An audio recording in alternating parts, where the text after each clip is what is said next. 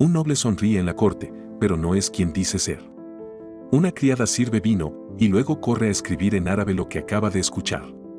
Y un sacerdote, aparentemente fiel, reza en voz baja, pero en su túnica esconde mensajes codificados. ¿Quiénes eran los espías musulmanes que se infiltraron en el corazón del poder cristiano en el siglo XV? ¿Cómo lograron moverse entre los mismísimos reyes católicos sin ser descubiertos, o quizás sí lo fueron? La historia oficial nos habla de batallas épicas, conquistas y conversiones. Pero en las sombras se libraba otra guerra, la del espionaje. A finales del siglo XV, España no era un reino unificado. Era un rompecabezas político, religioso y cultural. La corona de Castilla y la de Aragón se habían unido por el matrimonio de Isabel y Fernando, los reyes católicos, pero al sur, el último bastión del Islam resistía, el reino nazarí de Granada. La reconquista estaba llegando a su fin. Pero para lograrlo, no solo hacían falta ejércitos. Hacían falta informantes, traidores, espías. La corte real no era solo un lugar de fasto y política. Era también una colmena de rumores, alianzas secretas y escuchas. Los reyes católicos sabían que el enemigo podía estar dentro. Por eso, confiaban en un reducido grupo de cortesanos. Pero incluso entre ellos, había infiltrados. Algunos moriscos, musulmanes convertidos al cristianismo, trabajaban en palacio. Otros eran artesanos, músicos, médicos, traductores.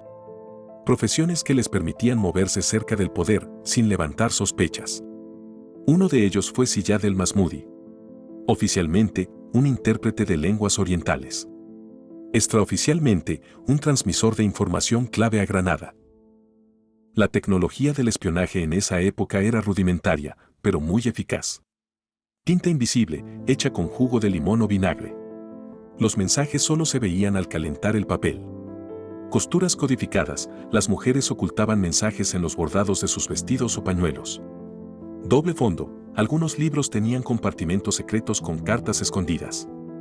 Ziyad usaba una versión de los antiguos cifrados árabes, el al-Jumal, donde cada letra equivale a un número. Los cristianos sospechaban, pero no lograban descifrarlo. Uno de los episodios más oscuros tuvo lugar en 1485. Se descubrió que un noble cercano a la reina Isabel estaba filtrando movimientos militares a Boabdil, el último sultán de Granada. Su nombre nunca fue revelado oficialmente, pero las crónicas de la época hablan de un tal Doná, que tras ser torturado, confesó que su familia había sido forzada a convertirse hacía 2 generaciones. Guardaba lealtad a Al-Ándalus. Su castigo, el destierro y la eliminación de todo rastro de su linaje. Aquí no había juicios públicos. Había silencio. Porque admitir que un espía musulmán estaba sentado en la mesa del poder habría desestabilizado el reino. La ciudad de Granada, aunque sitiada, tenía ojos en todos lados. Los nazaríes contaban con una red de mensajeros que se movían disfrazados de comerciantes o peregrinos. Usaban rutas por los caminos menos vigilados, desfiladeros, rutas de mulas, incluso monasterios. Uno de los más conocidos fue Yusuf ibn Idris, apodado el Halcón del Alba. Se dice que cabalgaba de noche y dormía de día. Nunca fue atrapado. Algunos cronistas afirman que llegó incluso a robar planes militares de la biblioteca de la corte en Sevilla. Después de la caída de Granada en 1492, muchos musulmanes se convirtieron al cristianismo para sobrevivir. Algunos incluso se ordenaron sacerdotes. Pero no todos eran sinceros.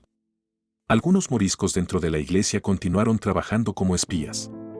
Uno de ellos fue Fray Ahmad de Alama, un clérigo que predicaba en pequeños pueblos, mientras organizaba rebeliones secretas. En 1501 fue capturado con un mapa oculto en su crucifijo. En él, marcaba los puntos débiles de las fortificaciones cristianas en el sur. Fue ejecutado en silencio. Su historia casi se perdió, de no ser por una carta encontrada siglos después en un archivo eclesiástico. Una historia que raya en la leyenda nos habla de una tentativa de asesinato a la reina Isabel. Según una crónica de Fray Diego de Valera, una mujer de la corte, aparentemente conversa, fue acusada de envenenar la copa de vino de la reina.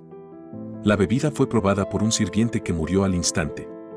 Se encontró en sus aposentos un amuleto escrito en árabe y una carta que decía, por Alá, que lo haré. Una reina por un reino. Aunque fue ejecutada y silenciada, los rumores en la corte no desaparecieron. Algunos creían que no actuó sola, sino como parte de una red más grande. Cuando los reyes católicos entraron triunfantes en Granada, pensaron que la guerra había terminado. Pero estaban equivocados. Durante años, los espías musulmanes siguieron activos, ahora desde el exilio o desde ciudades como Fez o Túnez. Enviaban emisarios a recolectar información sobre la Inquisición, los procesos de conversión, los movimientos del nuevo ejército imperial. Y lo más impresionante, en 1511 se interceptó una carta cifrada proveniente del norte de África, dirigida a un noble de Toledo, pidiéndole reactivar la red dormida de espionaje morisco. La guerra silenciosa continuaba, solo que ahora, con otros nombres y otras caras. Y ahora viene lo más increíble. Una teoría histórica que pocos se atreven a mencionar. Algunos documentos encontrados en el Archivo General de Simancas insinúan que un alto personaje de la familia real tuvo tratos secretos con el Emirato de Granada antes de su caída. No por lealtad religiosa, sino por interés político y económico. ¿Era un espía doble? ¿O simplemente un pragmático que negociaba con ambos bandos? Nunca se ha revelado su nombre oficialmente, pero hay historiadores que apuntan a un familiar directo de Fernando el Católico. Una traición al trono, escondida bajo la alfombra de la historia oficial. ¿Pensabas que solo los musulmanes infiltraban espías? Pues no. El juego era mutuo y letal. Mientras los espías nazaríes se deslizaban en las cortes cristianas, la monarquía castellana también tenía sus agentes dentro de la ciudad de Granada, incluso en el Palacio de la Alhambra. Uno de los más notorios fue un caballero conocido como el Lirio, cuyo nombre verdadero nunca fue confirmado. Se hacía pasar por comerciante de especias, pero era en realidad un noble toledano que hablaba árabe con fluidez y escribía en estilo cúfico. El Lirio logró entregar información sobre los cambios de guardia, el abastecimiento de víveres e incluso detalles de los desacuerdos internos entre los seguidores de Boabdil y los del Zagal, su tío y rival político.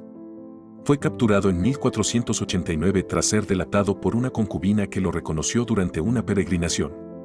Su ejecución fue pública, pero misteriosamente, sin tortura, como si los propios nazaríes respetaran su valentía.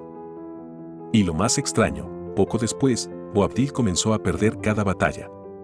¿Casualidad o efecto de la información filtrada? Aquí viene la parte que muchos historiadores modernos ignoran o deciden callar.